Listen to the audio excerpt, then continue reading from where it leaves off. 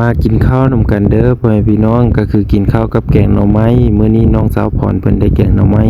เพิ่นได้ไปหาอยู่ห้วยปูนพุ่นน่ะหามาบักไกลๆนึงก็มาแกงซุ่มกันพ่อแม่พี่น้องบ่ว่างก็มีแนวมาโฮมเพิ่นอยู่ก็คือไปซื้อเอาผักมาแล้วก็เฮ็ดเข็มแล้วก็น้ำยานางอยู่เมืองสนพุ่นละทุกคนเพื่อจะได้มาแกงเพราะบ้านเฮาน่ะแห้งแล้งทุกคนฝากไปติดตามตอนต่อไปเด้อ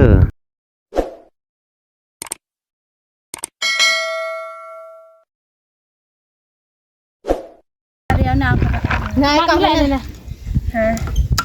มากินแกงหน่อไม้นำกันเด้อบัดนี้มื้อนี้สิพากันกินแกงหน่อไม้หน่อไร่เด้อหน่อไม้บักกระดายนึงต้มเฮิงเติบเลยมั้งเนาะอยู่ใส่ต้มซื่อเบิ่งพาไปเบิ่งกันแยกดาบังแยกตาเด้อหน่อไม้เต็มหม้อเด้เบิ่งนี่กำลังพดอยู่เลย10 กิโลดิเต็มหม้อคือเก่าแล้วมื้อนี้ก็ได้ไปกำลังเซียนกำลังแกงกินซุ่มนุ่มกันมื้อนี้เนาะมาแต่ไปซื้อเครื่องซื้อแนวมาแกงเสื้อก็คือเฮ็ดอันนี้เฮ็ดเค็มแล้วก็มีพางมามาโบบแน่นี่ก็น่าเขาปูนี่เขาก็ได้ขายเสร็จมัด1 5,000กว่าได้อันนี้เฮ็ดเค็มมันไม่ได้ล้างไว้นางเห็ดค่ะล้างได้ไหมอันนี้นี่อย่างนั้นตัดนี่แล้วก็ตั้งล่างแล้วก็แกงโดดมันไม่ได้ยาเค็ดบวกแล้วดูออกขี้ดินอันนี้เขาตัดทิ่มเลยนี่นะสาวตีนมันนี่ไหนแม่เขาใช้มือเลยนี่คักแล้วมันก็เยอะนี้มาแล้วเกาะคนเกิดที่เห็ดอันนี้ต่างประเทศเห็ดอันนี้นะหน่อไม้กันอันนั้นไม่มาห้อยเต็มที่เพิ่มนี่จุกกันงมเอาอยู่น้องมันเก้าแล้วสุดที่ช่างหอนเต็มอยู่เนาะอยู่ในรถมีแต่ห้อยจุก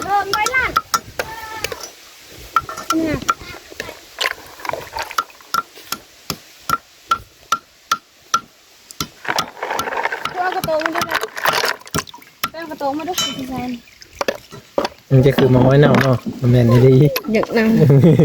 มันเยอะเน่าแล้วเรื่องมันเน่าแล้วนะตัวเน่าตัวดีตัวดีกับตัวเน่า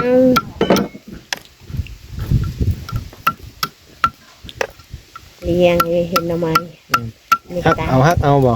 ทายเอาเลยก็ชิลงคือทายอันนี้ก็ตาแล้วเชียวลงคลิปให้เขาเบิ่งตัวมันเป็นทายน้ำมันเงายังเยอะนะแม่โอ้ยเมื่อนั้นไปหาอยู่ดอนแดงมันมีนั่นใช่ไหมลายมาเสียยากาไม่มันลายมาอยู่เขาจะเอาล่อเฮิงกันสิได้อยู่จะเอาก็ล่อเขาเดียวนึงนะมีตัวใหญ่ๆแล้วหนูเป็นน่องยังจมในทางใช่ไหมไปหาอยู่พิมพ์ไม่ได้นะแม่ไปดันแดงดิไปก็ไปหาน่ะเขาลงห้องลุ่มในได้ดอนแดงอันนี้มันอยู่เถอะบ่ได้แห้งไหมมาแห้งอะไรซุ่มยุบมันบ่อยแล้วก็คือแบบบอลสุดเจ้าเฮ็ดนาไปน่านะไปนั่นแหละไอ้มันอยู่เถอะประกันเด็ดอยู่นะเขาไม่อาหารจุพุ่นแห้งสิได้แล้วมันซุ่มอยู่ลุ่มได้สลับแม่เอาคือมูนันก็ไปหาแล้วขึ้นไปขายอยู่ดอนแดงได้ไปแล้วเจ้าเยี่ยมไม่เจ๊บังเจ๊เดินจ้าบังที่เจ๊เว้ยแม่ฮักมันนะก็เอาหน่อไม้ที่มาหายเนาะเขาไม่ได้ไปหาอีแม่ไหมจ๊ะอีแม่ก็จมว่าลามาเตอีแม่ก็จมอยู่ได้อยู่เลยไปซื้อไปส่งกันแล้วกันน้ำมันอะไรนี่จ้ะเอาไปขายมันเลยจะไปเดี๋ยวอีแม่น่ะเอาใบฉลิงไปขายแล้วนี่ก็สิไปน้ำมันขายนะคะน้ำมันมาพี่เด้อย่างมาพี่ขายหน่อไม้ก็ได้ไปอยู่ไก่แท้ข้าวย่างเด้อไวเด้อบ้านมาบ้านจุ่งเลยบ้านนักกระถางทำไมบ้านนักกระถางมันได้ละใหญ่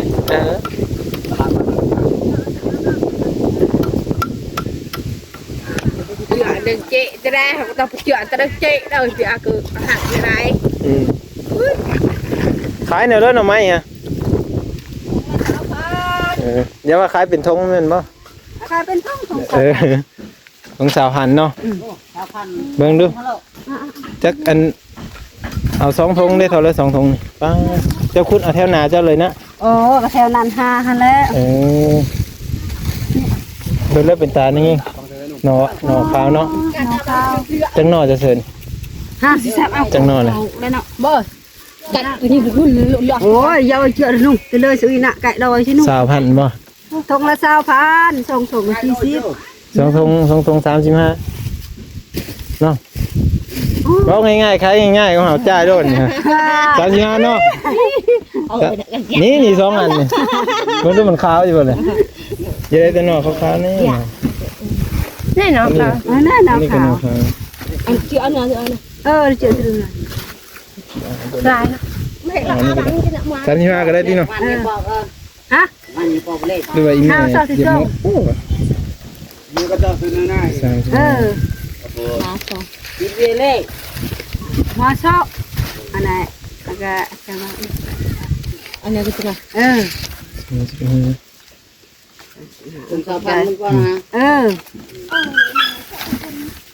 lỡ chị em được cái khăn đó nào có bạn đi qua đây không chưa còn có bài cái này bảo ta chưa không có bữa nào chưa มัดเท่านี้บ่อยู่เฮินกะ mà thế này lại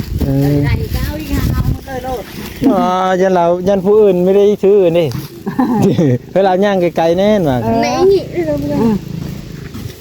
tụi tôi nói rằng đã bay lên ไม่เดินอ่ะ ผมอยู่พิจารณาบางก่อนเหรอเอ้แม่ลั่นเจ้าแม่เจตาบังมาโดยเจ๊ ตะตะบนประลูกเดี๋ยวนี่เชื่อจีหาประเลยเอ้ยมาแกงหน่อไม้ก็ไล่สดมด เจ้าก็ไปขายหน่อไม้เนาะ เขาขายหน่อไม้สดมด เธอหน้าเฮ็ดหลายๆเด้อเธอหน้าเด้อสิซื้อซอยอีกกันเฮ็ดน้อยๆก็ลดราคาลง แต่แกตาตาบังหัวเนี่ยบังไล่เลย พอป่ะน่ะจอเนี่ยพอป่ะ มันจืดอยู่บ่นี่ฮะระวังน้ำจั่วลงมัดมันเป็นอาหารหมูเลยนะฮะงัดไว้อยู่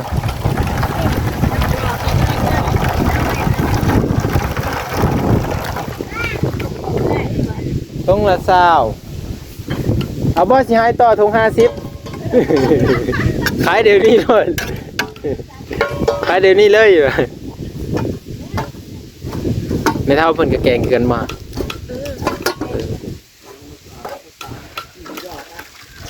เศษอาเศษเอ้ย เพิ่นก็ได้หลายเติบบ่ บอ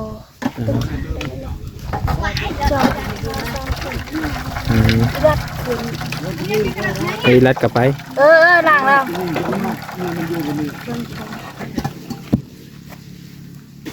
เพื่อสิได้เนาะหน่อไม้ก็ได้นี่คือกันนั่นแต่ว่าจืดไว้อยู่เนาะเบิ่งสีมันขาวๆ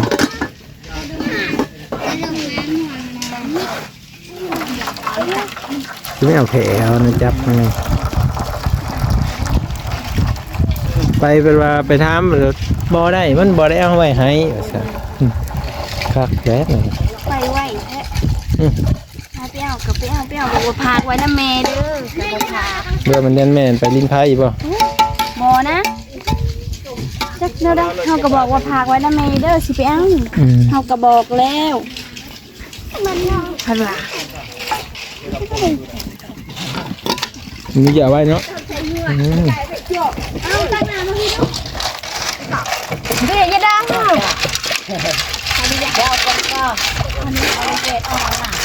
เฮ้ยอย่าสอบแบบนั้นเบ้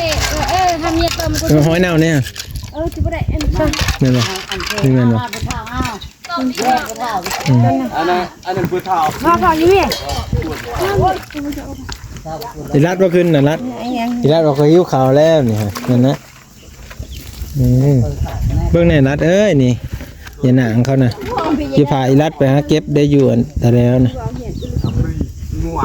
เก็บหลายๆแล้วนอนรัดโอ้ซ้ำสิเอาเห็นบ่ตัวมาให้เขาน่ะหลายอันนั้นเก็บเอาน้อยเดียวนึงนะ อัฟรีมือเอาก็ได้ เอาทาน อุ่นหน่อยหนึงเขาเบอร์ด้วยจ้ะมาแล้วเขาเบอร์ ป้าของข้าเราตวงเลยนะตวงหนู เจอเข็มตัวอีมันก็สุดเนี่ยเลยเสริมหอยแห้งโนครับแกงหน่อไม้อยู่นี่ทางน้องๆเพิ่นกำลังเตรียมเมนูอยู่เนาะ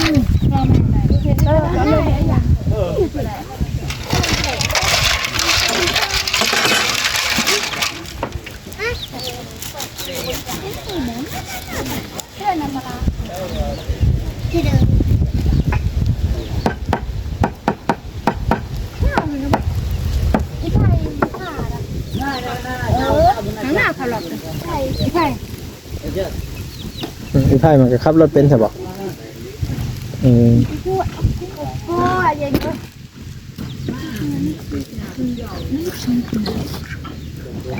ต่ายกระต่ายเดี๋ยวนะเอ้ยว่ามึงปลาทีนี้กระต่ายกระต่ายเจ๊จ๋าดูกระโปดดอกตัดเป็นภาษา มันอ่อนนี่วันยามันหลายเติบนี่ ให้นำเสื้ออันตวิด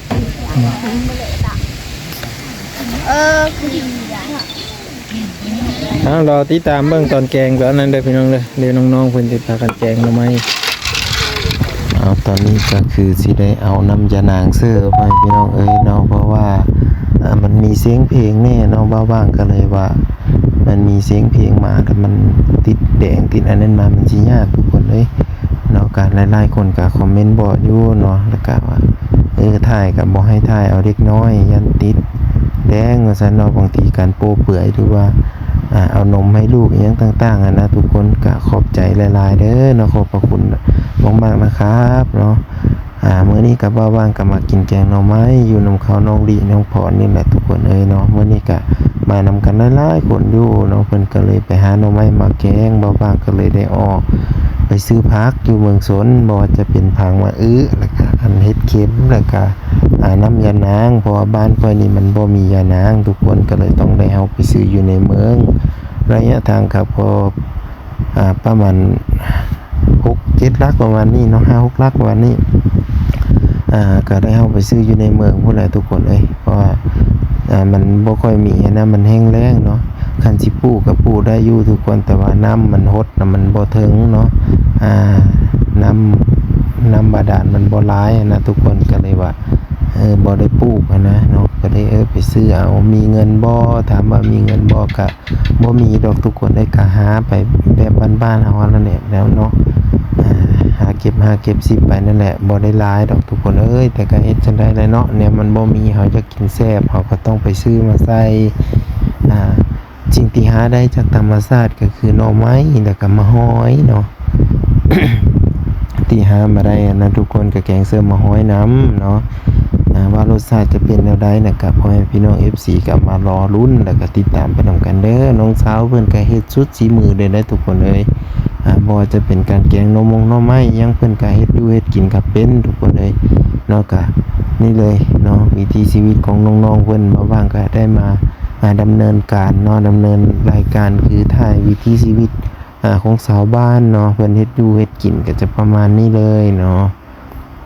มาบ้านก็ดีมกดีใจขอบพระคุณเบิดทุกคนเด้อพี่น้องที่ให้การรับชมและติดตามตลอดมาบ่ว่าอยู่ฝั่งไทยฝั่งลาวแล้วก็อยู่อเมริกาหรือว่าอยู่ต่างประเทศนำเด้อพี่น้องเด้อเนาะมื้อนี้มากินแกงหน่อไม้เต็มหม้ออะหยะเลยได้พี่น้องเอ้ยเนาะแซ่บอยู่ได้แหละมาเบิ่งนำกันเด้อเบิ่งแน่ผมเห็นแต่มาเต็มอยู่พี่น้องเอ้ย3-4 คนทุกเพิ่นก็พากันแกงหน่อไม้แล้วก็ซื้อข้าวเบอร์นำได้ทุกคนสิ่งที่แซ่บสุดๆนั่นก็คือข้าวเบอร์นะทุกคนเอ้ยตอนนี้ก็จะได้เอาข้าวเบอร์ลงไปแล้วพี่น้องเอาลงไปแล้วก็คนเลขล่นเนาะก็จะอัดฝามันไว้หลังจากที่เอาเสิร์ฟแล้วก็ได้หลายๆคนก็ทั้งน้องทั้งนุ่งเพิ่นก็มาพร้อมให้กำลังใจกันพี่น้องเพราะว่าเป็นเวลา2 โมงแล้วเพิ่นก็พากันหิวข้าวอยู่ได้แหละเพิ่นมาตั้งแต่พุ่นห้วยปูนบ่แม่นไกลได้พี่น้องประมาณ5 ลักใช้เวลาด้วยกันย่างเนาะย่างไป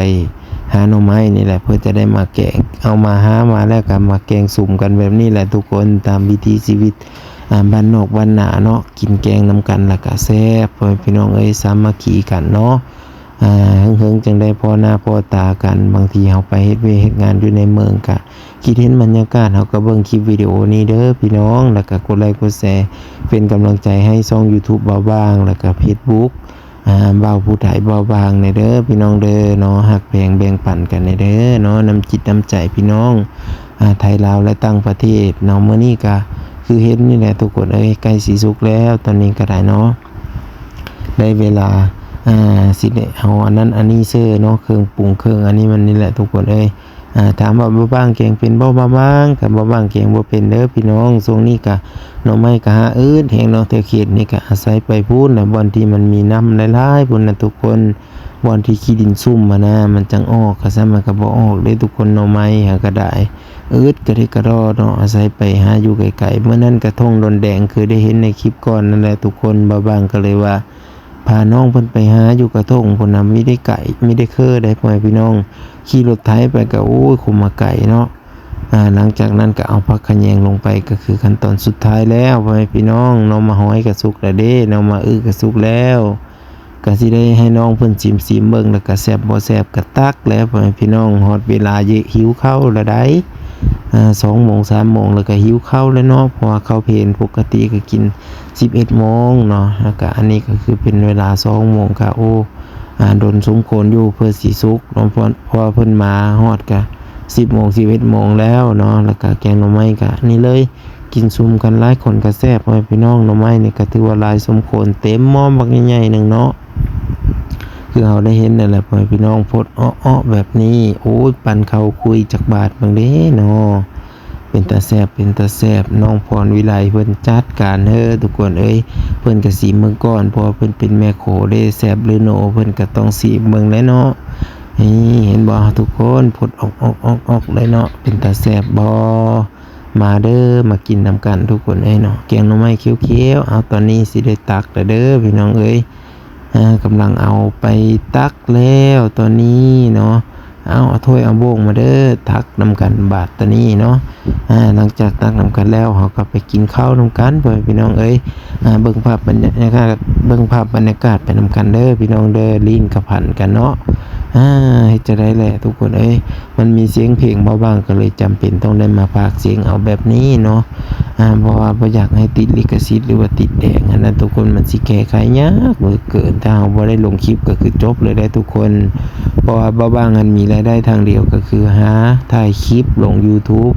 รายได้ก็โอ้ยบ่ฮอดละ200ซ้ำบ่ให้พี่น้องเอ้ยแต่ละเดือนน่ะทูๆไทยๆราคาน้ำมันก็พอได้แต่ใจายอันเติมเน็ตทุกคนเอ้ยตนเบาบางแน่เบิ่งโฆษณาให้เบาบางแน่เด้อพี่น้องเด้อเป็นกำลังใจให้เบาบางแน่เด้อเนาะเพื่อเลยมักคลิปหรือว่าเสียงเว้าของเบาบางเป็นภาษาผู้ไทยก็ขอบเจอหลายๆเด้อเนาะหรือว่าขอบพระคุณนั่นแหละทุกคนทางประเทศไทยเพิ่นจะนิยมการออกแบบสีนะเนาะถ้าว่าอยู่ลาวก็ขอบใจเด้อเนาะถ้าว่าอยู่ประเทศไทยก็ขอบคุณครับเนาะตอนนี้มันสิได้เสิร์ฟแล้วเด้อเป็นจังได๋ว่าบางขอตัวไปกินข้าวกินปลาก่อนเพื่อพี่น้องมากินข้าวนำกันเนาะแล้วก็เบิ่งภาพบรรยากาศไปนำกันเลยเนาะสิเอาภาพบรรยากาศตัวจริงให้พี่ให้น้องให้พ่อแม่พี่น้อง FC ทุกคนได้รับชมเบิ่งนำกันเลยเด้อพ่อแม่พี่น้องจะเบิ่งรุ่นนี้เป็นตาแซ่บเลยนี่นะนี่เต็มถ้วย2ถ้วยเลยเสียดายแต่ถ้วยน้อยถ้าถ้วยใหญ่ๆนี่ตักซื้อถ้วยเดียวนี่โอ้ยโอเคเลยทุกคนพร้อมกันญาติกันกินเลยมันยังแซ่บทุกคนเอ้ยพักเต็มเลยนะนี่ฮะ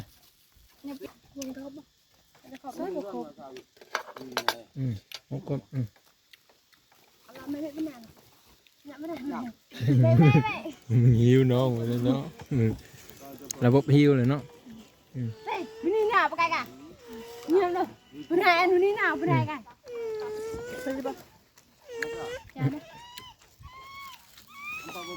เฮ้ยดีตีน้องเลยเดี๋ยวเอาก่อนมาเด้อตัว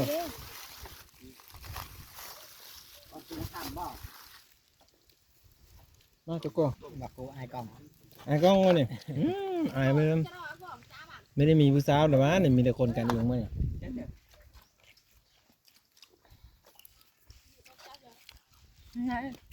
เหตุประจำการคือไงต้องเสียงเลย เช้าได้ไปเลยไปหยอกเช้านอนเฮือนให้ได้เช้า นั่นแหละแต่ว่า เฮาไปกี่โมงเช้าเลยเฮาไปมื้อเดียวก็ได้ อ๋ออีเลยเนาะเมย์ได้ยินเด้อจะเว้าค่อยๆได้เมย์ได้ยินเลย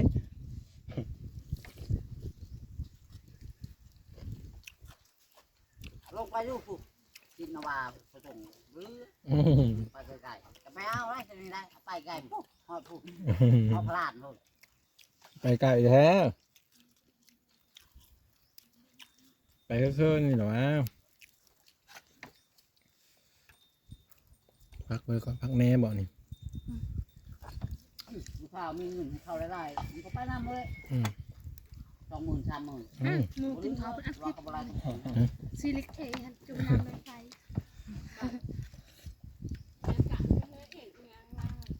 เอากูดังเลย เดี๋ยวต้อง ว่ามันเป็นตัวแทนเฮ็ดร่างที่ตัวแทนนี่ร่างเด้ เขากินไว้แท้ แล้วตัวแทนนี่ก็กล้วย กินเต้นกิน อืม กินอะไรได้ นี่จะตัวแทน อย่าว่ามากินนำกันเถอะกินต้องหาเนาะ กินนะ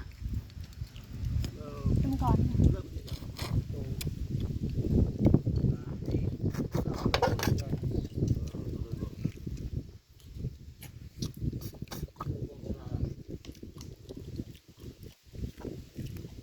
ยอกโม่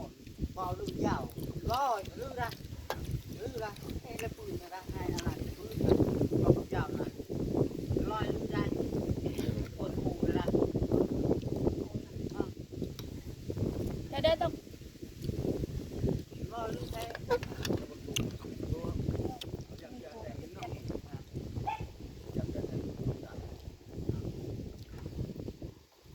กินกับผักแว่นพี่น้องเอ้ยนี่ผักแว่นก็เก็บมาแต่นาพุ่นเหรอ ไม่แล้ว เลยยอดเล็กกูเอ็นไปเคยชรากู ผักแว่นปลูกเด้อผักแว่นธรรมชาติ วินนี่กันนี่การ ผักแว่นพี่น้อง ผมได้จะยาละเว้นตรงนี้ยอกโม่เป็น กินข้าวกินน้ำกันแล้วเลยพ่อพี่น้องเอ้ยโอ้น้องลีมันกินแซ่บไปเลยเดี๋ยวมีจังนี่ฮะ แซ่บแซ่บ เต็มมัดเลยด้วยข้องเสือจับเลย เขาเตอตักแบบพ่อพี่น้องเอ้ยนี่ทีโถเอาลุยจมดีมือเบิ่งอยู่หม้อกันอย่างอยู่ด้วยนี่อยู่หม้ออย่างหลายเติมคนเลย เก่งทำไมครึ่งงอมืดเป็นงอ กายเครื่อง ไม่มากๆเลยยกโป้เนี่ยยายแม่แม่ทำไปเองเจอมือนาแต่วันจันทร์ เมื่อหน้าเรามีแกงแน่เนาะ มือนาโบแกได้ทำบัว เอาทุกคนได้ไปดูหน้าพอกันใหม่เด้อพี่น้องเด้อขอบมุกขอบใจขอบบุญขอบคุณ ที่รับชมและติดตามตลอดมาพี่น้องวันนี้ก็กินข้าวกินปลาร่วมกันเนาะแซ่บหลายแกงหน่อไม้มาจากกุละโห้ยปูนพุ่นสูงบาลัดขึ้นเอาหน่อไม้น่ะจำเลยทำปลายผู้มันเป็นแหนงเป็นนี่เนาะ รัดไปจับดูรัดจับมันจับ มาจับมั้ย เ